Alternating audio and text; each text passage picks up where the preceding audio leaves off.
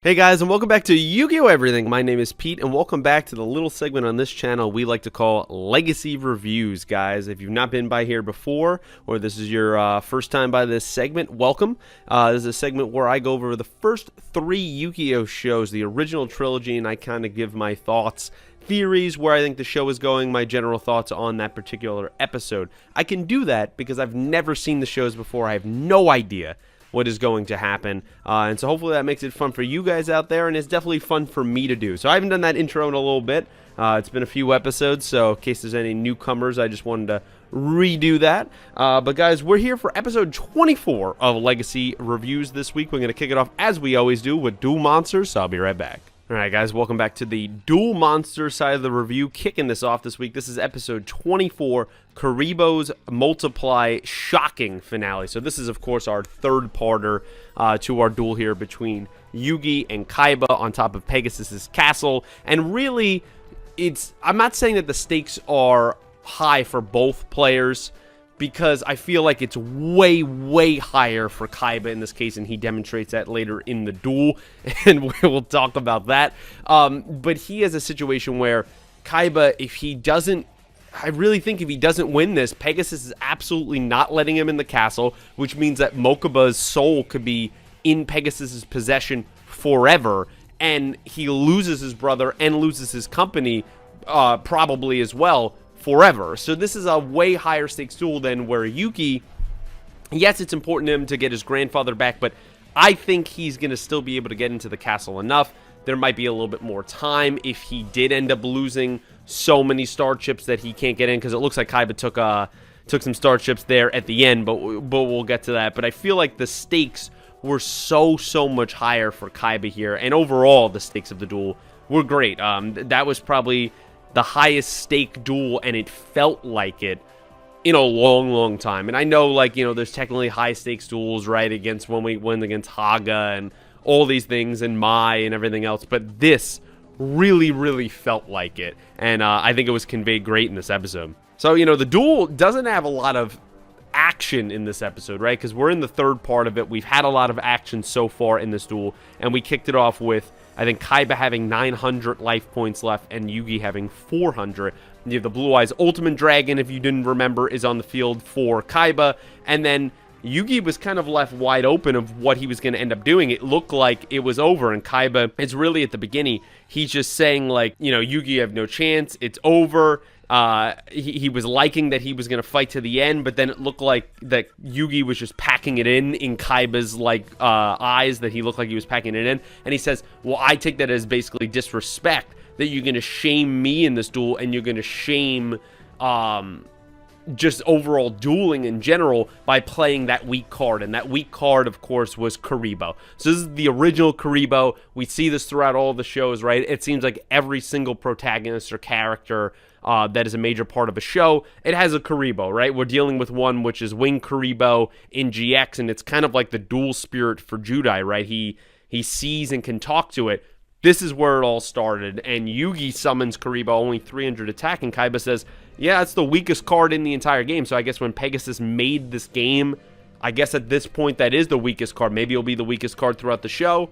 Who knows? We'll have to see. But he uses that in conjunction with a spell card called Multiply, and so it's kind of this Duelist Kingdom cheese where he could kind of keep spawning Kaiba endlessly, and so no attacks from Blue Eyes Ultimate Dragon or any other monster for that matter could get through the protection shield basically of all of these endless Kaibos, and it allows Yugi to buy a little bit of time. And at the onset, it kind of traps Kaiba in what he's going to be able to do. And when that wasn't enough of Yugi's so-called trump card, he uses his second trump card, which is, I feel, again, probably some more Duelist Kingdom BS here, and he uses his, like, Shattering Arrow card. He's able to attach that effect using the effect of that card can allow him to put like another spell card that attaches to Kaiba's monster. So he attaches Polymerization to Kaiba's monster along with the Mammoth from his graveyard, which he then goes, oh, it's a zombie and dark type attribute. Your Blue Eyes Ultimate Dragon is a light attribute. Since both of those, light and dark, kind of are opposing each other, now your monster will still it'll decay, and so every turn now it's going to lose 1200 attack until it's pretty much gone. and that's the way to combat the powerful, 4,500 Blue Eyes Ultimate Dragon attack points, but I don't think that's how the game works. Kaiba makes an interesting point where he goes, he has negate attack in his deck, so it could stop any attack to get through him as like piercing damage, but it can't stop the decay of his Blue Eyes Ultimate Dragon. And so while he's kind of sitting there, Bandit Keith is looking on, the tables have been turned on Kaiba, what's going to happen? I'm like, all right, if Kaiba is going to win this, right? Because I've been thinking Yugi's going to win this the whole time. It makes sense. He's the protagonist, especially in the first show. I guarantee this character is going to be almost invincible, like with his other side of Yugi that comes out. But I'm wondering, story perspective-wise, if Kaiba loses here, well, how do you explain... does Yugi just save Mokuba, but wouldn't then Pegasus punish Kaiba for his failure? And so it felt like at this point, and I didn't feel like this in the first 2 episodes, it felt like at this point of the duel halfway through, well, Kaiba has to win. What is Kaiba going to pull out here? What's the stops he's going to be able to pull out to beat the Kuribos? Is it going to be some kind of monster that can jump all over that? Some kind of spell or monster effect that could deal piercing damage? Because remember, Yugi only has 400 attack. So all these things are racing through my head as I'm watching the episode. And where Kaiba was so confident early on, now Yugi, the other Yugi, as Anzu keeps saying, is the confident one, saying, Kaiba, you're finished. And he kind of goes into this inner monologue in himself, this inner fear, where I thought it was a great animation style where, he's looking at Mokuba, which he had the picture on his neck of Mokuba in the little, necklace that he has the picture. But he's also that goes a dual meaning, right? Because Mokuba has been quote-unquote carded, right, in Pegasus's possession. And now Mokuba, in this nightmare dream sequence, is decaying inside of Blue Eyes Ultimate Dragon. And so Kaiba, that's his own reflection of his failure, is going to cost the death of his brother, possibly. And inside, the animation style of Kaiba, present day, older Kaiba, comes out younger Kaiba that we've seen in a flashback before, endlessly trying to reach Mokuba before he is swallowed whole by the decaying Blue Eyes Ultimate Dragon. And I thought that was a really powerful scene to me, and I thought now we were going to kick up there with the horror, the moments that are going on in Kaiba's head. He's going to pull an amazing turn, and this is it. He's going to actually defeat Yugi. Well, one of those things was true, because he does technically defeat Yugi by the end of this, but he doesn't actually pull off any kind of turn. There's no monster that comes out. There's no anything. And he turns around and he brings back one of the Blue Eyes Ultimate Dragon heads, because they pull this other BS cheese where Celtic Guardian comes out, attacks one of the heads. It severs, Kaiba's life points down a little bit, and if he attacks one more head, it's going to be over. And he's able to resurrect one of the heads, and it gives a 3,000 attack. So now it looked like, hey, with Celtic Guardian here exposed, is he now not protected by the Kuribo shield? Nope, he still is. So what's the move here for Kaiba? And I think Kaiba thinking that in his head, that there was nothing left. There was nothing that he strategically could do in that moment. He loses 500 attack, and he goes, hey, each tile here on the castle, one of those represents 100 life points. I lost 500 life points. I'm now going to step back 5 tiles. And so when he does step back 5 tiles, he's literally at that point at the edge of one of the towers here on top of the castle. And it is a long, long way down off the castle, off the cliffside, probably into the cavern kind of valley below, as he said. And he basically forces Yugi that, hey, are you willing to gamble that I am as confident here in this moment that I will legitimately kill myself if you don't purposely lose this duel? And now it becomes a game of chicken. Well, does Kaiba actually mean that? If I go through the attack and defeat him, will he actually end up taking his own life? You have to wonder. Kaiba being Kaiba, we've met here through the first 24 episodes, I think I'm leading to the 80 percentile that he would have legitimately killed himself, because one, he's a man of his word, right? He's a very serious duelist, right? But two, at this moment, if he loses, he views his company is gone, Mokuba's life is basically gone, he has nothing to live for, so he might as well die anyway. And I think he was being 100% serious, and now, believe it or not, becomes the more even interesting thing in the duel, is that Yugi, other Yugi, was willing to call that bluff, which I do not think was a bluff, and was willing to have the defeat of Kaiba and possibly his life, because it meant to him so much to win, and it meant to him so much that, hey, I have to protect other Yugi's grandfather. But that's not what our original Yugi, what actual Yugi, he wouldn't do something in that situation. And Anzu kind of runs over to him, and as, Kaiba's giving a monologue of, this decides what kind of duelist you are, I would 100% do it if I was in your shoes, but will you?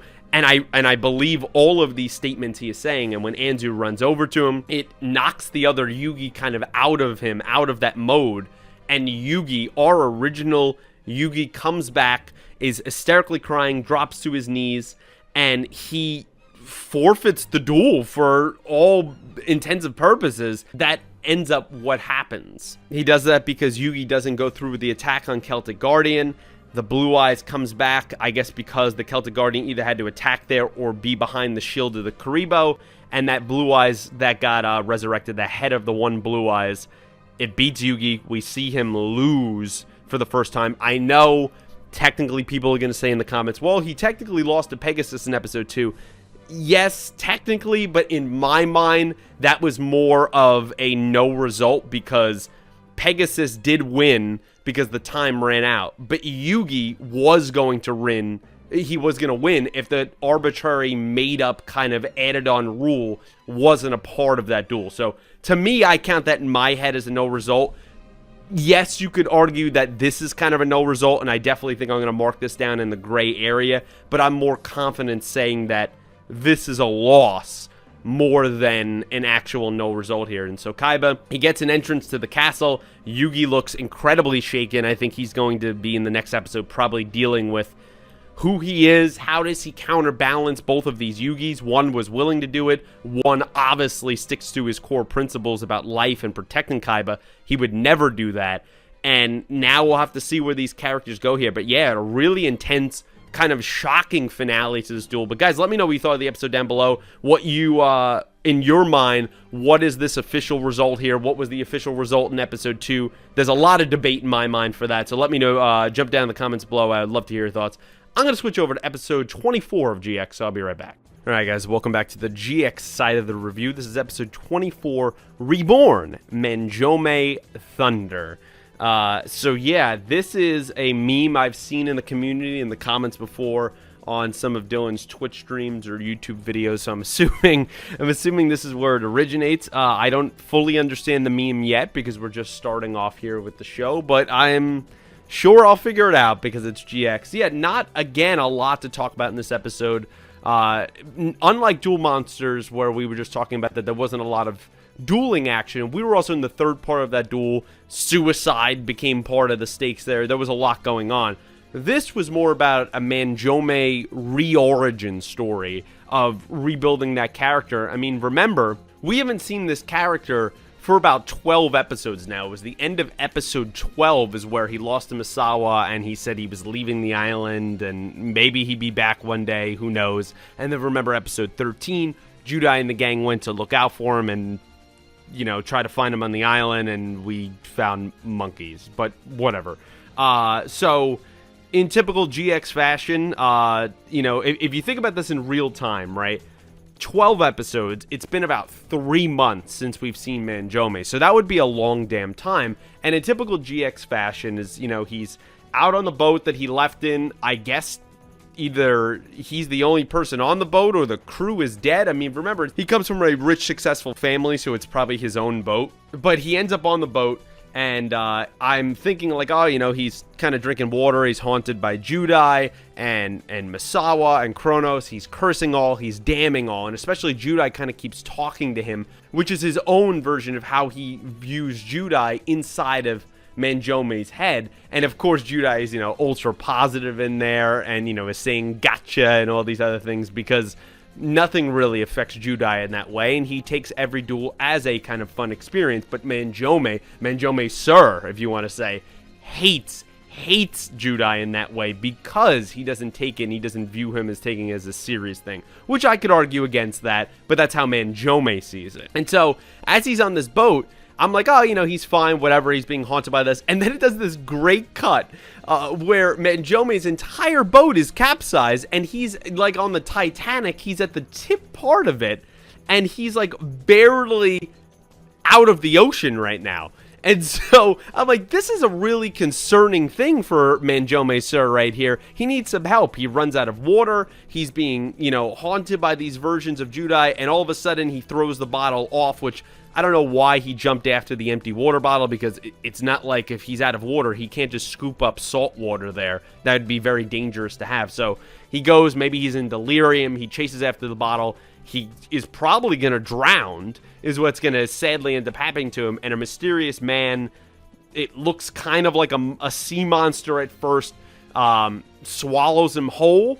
And he thinks he ends up being in the belly of a whale. That's where he wakes up. There's this weird seaweed man. And the seaweed man informs him that, hey, all your cards, your deck, are been completely destroyed. But here's this one card I could give to you. And it's like this little, like, yellow-looking fairy with weird, like, alien eyes that also are also like the light of an underwater fish, like those deep-sea fish that have that little light on the front of them. That's kind of what the monster is. It's a weird cross between that, and much like Judai and some of these other characters, he now could see the dual spirits all of a sudden. It's like Manjoume has been reborn. He's been reconnected to the dueling game in a different type of way, even though he hates and despises that monster, the dueling spirit. He figures out that no one else can see it, and he's not a part of it. He tries to give that card away later in the episode. And so the seaweed man's like, yeah, follow me, here we go. He end up on shore. He's in a basically frozen tundra, which of course this is where Duel Academy North is going to be, a horrible environment. And he finds a homeless man, an older man outside, a duelist, that says, yeah, he's at 39 cards, you need 40 to enter, and he's basically going to die out here. He has no other energy left. There are cards all over the landscape. The more dangerous spots they're in, the better the cards are, and he doesn't have the strength to get that one more card, and so this is where he's just chilling by the fire outside of Duel Academy North's gates. And Manjoume, he decides to go on the quest of saying, hey, I'm going to go look for those cards. So how long did it take him to acquire those cards? I would assume days in my mind. That's what I'm going to say. I wouldn't say it was a matter of hours. He goes out. He looks for the most dangerous cards. He tries to assemble the best possible deck he can given the circumstances. And he goes back and he goes, hey, I picked up 41 cards. Here's a card. And he tries to give it. And he actually does a nice thing to give it to the other guy so he can get in. The card he ends up trying to give away is his Dual Spirit card, which I don't believe we got a name of in the episode. You correct me if I'm wrong down below. But if we didn't, don't tell me. We'll figure it out as we go on. And he can't get rid of it. It's like the spirit, the game, something won't let him move his arm to release and get rid of the card. So he gives the guy another card, and that guy goes on ahead as Manjoume rests outside. And so when Manjoume finds the strength enough to go inside, he has his deck, he's all ready. He goes in with his 40 cards, they scan it, they let him in, and he is ready to face what is to come there. I also think it's important to point out that I forgot there for a second, is that right before he gets his card scanned to get in, he sees a card on the glacier sitting there that makes up his 40th card, and that card ends up being a big deal later to kind of win his duel at the end. But we'll get to that. Is it implied that it was planted by the gentleman that went in, that he left that card there? Probably. I mean, it seems like that the gentleman that we'll get to in a second, he kind of set everything in motion here. But basically, Manjoume goes in. I don't know how I'll officially count this in the record books, because Manjoume has, could I argue, the most duels we've ever, seen or has been hinted to in a single episode. He had, something like 48 duels or something like that in one episode, theoretically, because he goes against 50 people plus the king. But yeah, he gets in there. Duel Academy North has a king. You have all these people. They're very strict on moving up the ladder, and you have to defeat one by one by one. And so when he gets in there, it's kind of a Old West style setup down here inside the glacier, and the king is sitting on a rocking chair. The old man that he let in is completely owned and thrown out into the street. And they're saying that, they treat everybody who's new rough here, and that's exactly what's going to happen to Manjoume. He duels one person after one person after one person until he has victories against about 46 of them, and he goes against the last 4, the kings supposedly, that are protecting the knights that are supposedly protecting the king. He goes against all of them at the same time. It's a 1v4, which you don't see some of that very often. You see a little bit of that duel. Really, Manjoume owns them. His deck is kind of set up where he doesn't have any large style monster cards attack points. I'm assuming later he'll be able to fuse monsters together to kind of get more powerful monsters. But hey, maybe that's not how the deck works. Maybe just the synergy of the deck and the spell cards and, the thunder there that we get at the end, maybe that is what ends up working. We saw him go against the knights there, and he used a self-destructive card that would have destroyed both of them, but he also had another card in hand that was able to protect him from any of the damage, and that took out the 4 knights. Then when he goes into the king duel, he draws his kind of dual spirit thing. He puts it on the field. The king takes that as kind of an insult. The dual spirit is talking to him of like, oh, you threw me out there. You're trying to kill me and all that other stuff. Also, this freaking duel. Guess what card Manjoume gets and Manjoume summons onto the field? Yeah, you guessed it. Giant rat. Giant rat. So I hope Dill has fun editing the pictures together here of his nemesis card being used by Manjoume, which is a character I don't think he really loves. But yeah, just wanted to say that was used during this duel because, God, we really meme it here on Yu-Gi-Oh! Everything. And Manjoume, he has a good duel there. He eventually gets attacked. He goes down to 3,000 life point. Attack goes down to 1,000 life points, and he was waiting for that moment because he's able to use a card that I believe is the card that we saw him pick up in the entrance, which is Chaos End. He's able to activate that when he takes 3,000 or more attack damage, and now all these cards that he had put into his graveyard, because he used a card earlier that was basically destroying both his deck and his opponent's deck of any monsters you have in the deck automatically go to the graveyard. It comes up for this moment here because now he's able to bring all of those monsters back with saying the trap card returned from the different dimension. He puts all his monsters onto the field, and this is kind of, I guess, the Manjoume Thunder style here because they're all able to attack, and they go one by one, deal him the 4,000 attack damage. I think each of them had 1,000 attack. There was 4 monsters. And now Manjoume, predictably, is the new king of Duel Academy North. And it's revealed that the Seaweed Man, he actually, and the Old Man, all of that was a lie. He's the headmaster here at Duel Academy North. The vessel that Manjoume thought was a whale was actually a vessel to kind of find students. And that he had this feeling with the dual spirit called out to Manjoume. He knew that he was in the water. That's why he ended up going to save him. And now Manjoume is the king. So naturally, Manjoume is the school representative for Duel Academy North. And he goes, oh, we're going to duel the main Duel Academy? Who's the representative over there? You're saying it's a first year. And he's like, yeah, Yuki something, and he can't name it. And Manjoume goes, it's Yuki Judai, isn't it? And the exact thing that has been haunting him, the duel that you knew would have to happen again.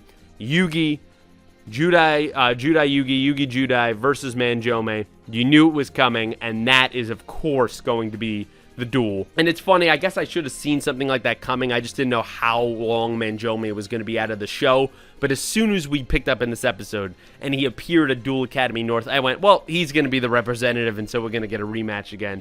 But hey, we'll see if this deck helps him get a win. We'll see if his newfound confidence gets him a win. I am kind of doubtful on both of those, but we'll end up seeing here maybe in the next few episodes ago. But guys, that's my thoughts here on episode 24, the Manjoume reorigin story, we could call it. Let me know what you thought of the episode in the comments below. I would love to hear your thoughts. We're going to finish off this Legacy review this week with episode 24 of 5Ds, so I'll be right back. All right, welcome back to the final part of the Legacy review. This is episode 24 of 5D's Victim Sanctuary, Become the Star, Enveloping Destruction, Stardust Dragon. And of course, this is the final part of the two-parter that we have of Aki and of Yusei in the finals here of the Fortune Cup, with the right for one of them to go on and face the king himself, Jack Atlas. So I think we all knew where this was going before the episode actually started, Yusei is probably going to win this duel, and he ultimately does win the duel, right? But it was more than just winning the duel for him, and for us, it should be as the audience. It's about trying to get to Aki's heart and change her as a person who is lost, honestly, and scared and in pain and is suffering. And that is what Yusei, as good as he is, always recognizes people's emotions. He can understand them, and he has this good knack for reaching them. They all do. All three of our protagonists do. But where I think Yugi could be a little bit heavy-handed with his other side and mind-crushing people and the way he kind of acts, we'll see maybe more of a delicate side as we go forward there in the show. I feel Judai does it more of his infectious nature, of the joy that he has in dueling and inspiring others. That is his best attribute.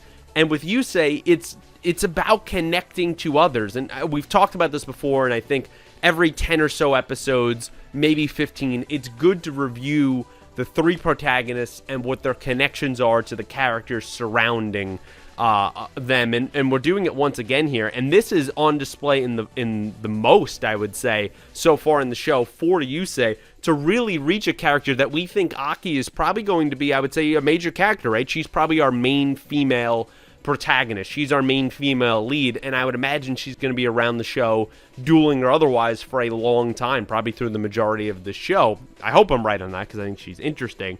And it's about Yusei trying to change the fortunes of where she's going in life. And so when we left off in this duel, Yusei was in a rough spot. You know, I think it was, 4,000 life points to Aki to about, 1,500-ish or so with Yusei.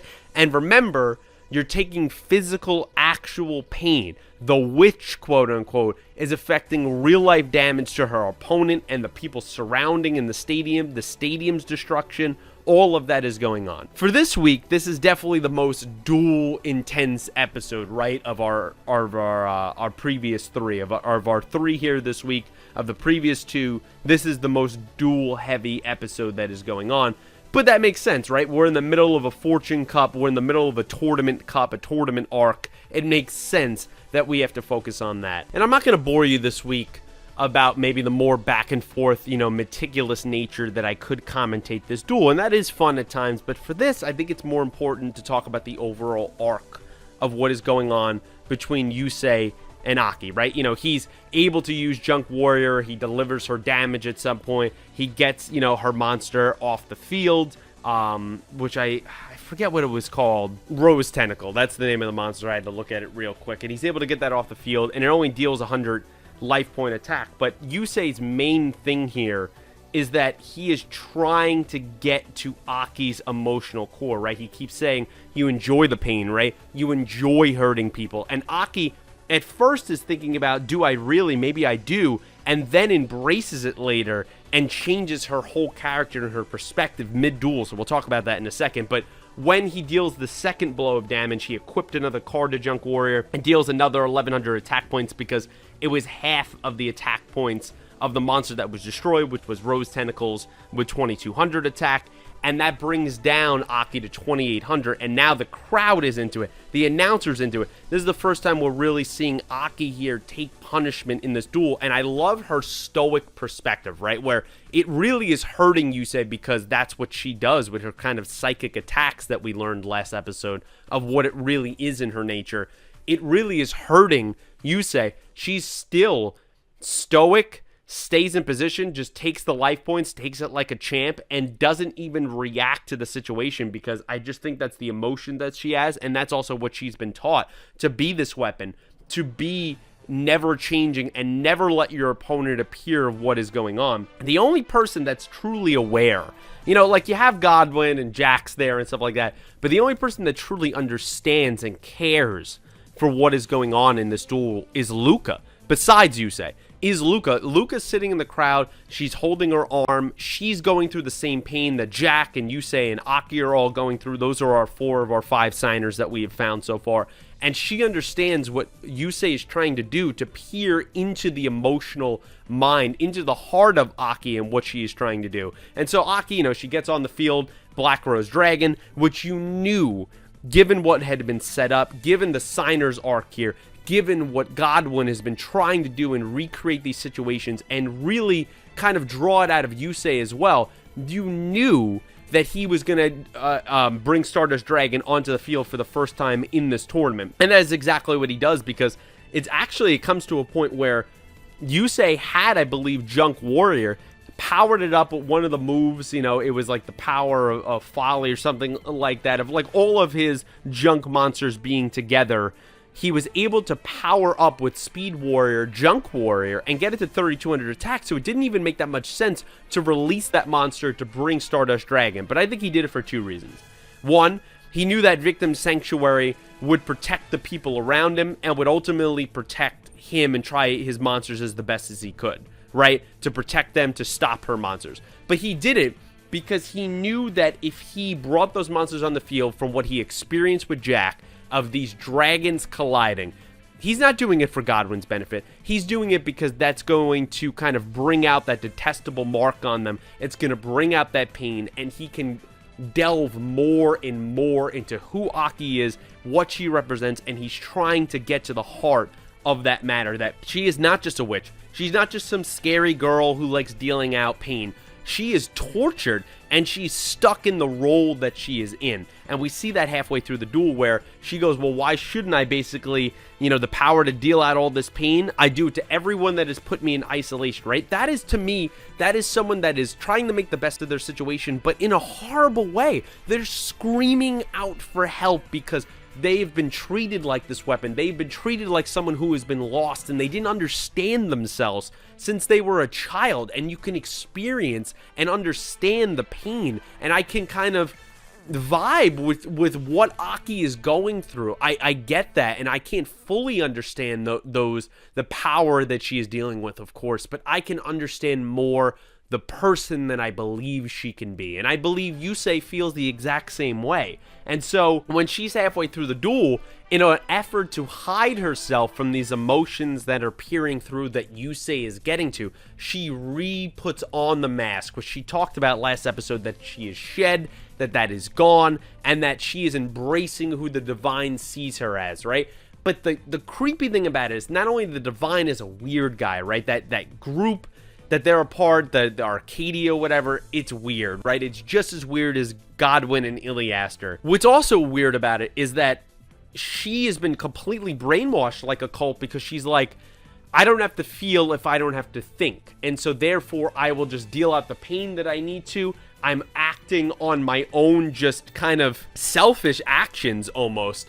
And Divine is going to do all the thinking for me, and it is better this way. And in an effort to kind of hide the emotion coming out and to kind of free herself from the guilt of actually hurting people, she wants to change into someone that she views is not her alter ego. And that's why kind of the witch mask comes out again. And I thought it was a great choice, a great job done in this episode, not only to storyboard that and have actually the mask come back, but for Yusei to deal a small attack later on and it cracks it in half, just revealing the mouth enough so you could see those sinister grins that Aki was having on during the duel. I thought it was a really, really great touch.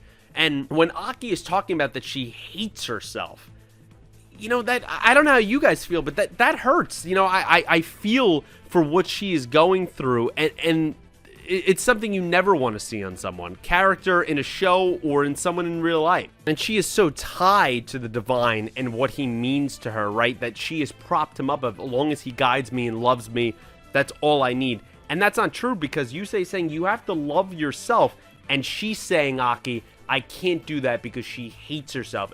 If she could do that, there's no way. There's too much pain being kind of built up in that moment. And as the duel goes on and she seems to be losing, she remarks that the pain is kind of fading on her, and she hates Yusei for what she is going through in her mind, of what Yusei is trying to bring out emotion on her. She even calls him, just like she calls the mark detestable, she calls him a detestable foe.